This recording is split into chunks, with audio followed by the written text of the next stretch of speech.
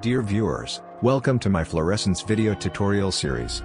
In the series, this video tutorial exclusively focuses on a comparative review fluorophore versus chromophore. Detailed video lessons are available on my channel. Viewers are advised to consult them as per need.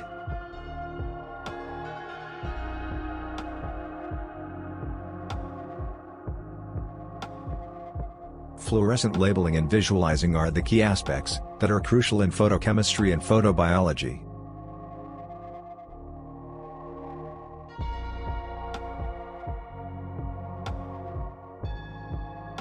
Confusion about fluorophore, fluorochrome, chromophore, probes, and dyes requires clarification. The category of molecules capable of undergoing electronic transitions that ultimately result in fluorescence are known as fluorescent probes, or fluorochromes. Fluorochromes that are conjugated to a larger macromolecule, such as nucleic acid or protein, are termed as fluorophores. These compounds contain several aromatic groups and several pi bonds.